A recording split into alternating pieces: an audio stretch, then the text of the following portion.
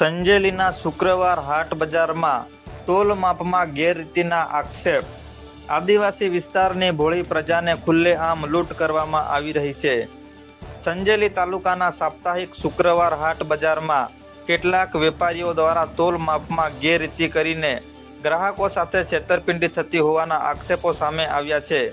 સ્થાનિક લોકોના જણાવ્યા મુજબ ખાસ કરીને ગ્રામ્ય અને આદિવાસી વિસ્તારના ગ્રાહકો પાસેથી ખરીદી દરમિયાન યોગ્ય વજન ન આપી વધુ ભાવ વસૂલવામાં આવતા હોવાની ફરિયાદો કરવામાં આવી રહી છે. સ્થાનિક નાગરિકોમાં એવી લાગણી જોવા મળી રહી છે કે બજારમાં નિયમિત ચકાસણીના અભાવે કેટલાક વેપારીઓ મનમાની કરતા હોવાનો આરોપ છે. લોકોની માંગ છે કે તોલ માપ વિભાગ તથા સ્થાનિક વહીવટી તંત્ર દ્વારા હાટ બજારમાં અચાનક તપાસ હાથ ધરી ગેરરીતિ કરનાર વેપારીઓ સામે કડક કાર્યવાહી કરવામાં આવે, જેથી ગ્રાહકોના હિતોનું રક્ષણ થઈ શકે. ગ્રામજનોનું કહેવું છે કે આદિવાસી અને સામાન્ય ગ્રાહકોને ન્યાય મળે તે માટે બજારમાં પારદર્શિકતા જળવાય અને તોલ માપમાં નિયમોનું કડક પાલન કરવામાં આવે. જો કોઈ વેપારીઓ ગેરરીતિ કરતા ઝડપાય તો તેમની સામે કાયદેસરની કાર્યવાહી કરવામાં આવે તેવી પણ માંગ ઉઠવા પામી છે.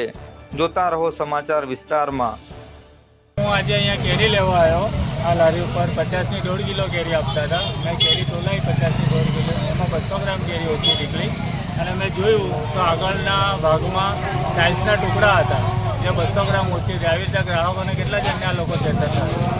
આવી રીતે હાટમાં દરેક જગ્યા બહારના વેપારીઓ આવીને છેતરે છે. એટલે મારી માંગ છે ગ્રાહક સુરક્ષામાં કે આવી રીતે સંજેલી હાટ બજારમાં કોઈ બીને છેતરવામાં આવે નહીં. એને મેં પોલીસને જાણ કરીને બોલાયા છે. પોલીસ તેમના વર્જન યુનિયમ લઈ ગયા છે અને એના પછી અમે પત્રકારને બોલાવીને જાણ કરેલ છે.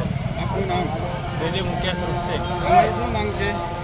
મારી માંગ છે કે આવી રીતે આદિવાસી વિસ્તારના જે કોઈ ગ્રાહકો આવે એમને છેતરવામાં નહીં આવે અને જે તે ભાવતોલમાં વ્યાજબી ભાવે અને સંપૂર્ણ ભાવ વ્યાજ વજન અંગત આપે એવી મારી માંગ હશે. આગળ હવે તો તપાસ કરે તો ખ્યાલ આવે. તો મારી નજરમાં આવ્યો એટલે મેં પકડી આપ્યો. મારી જોડે એમને વિડીયો બી છે, પત્રકારને આપેલું છે.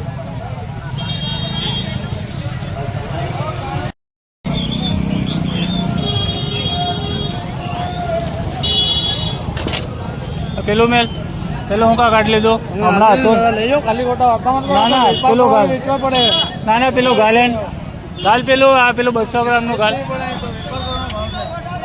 ગાલેન બધું બનાવે લોકોને.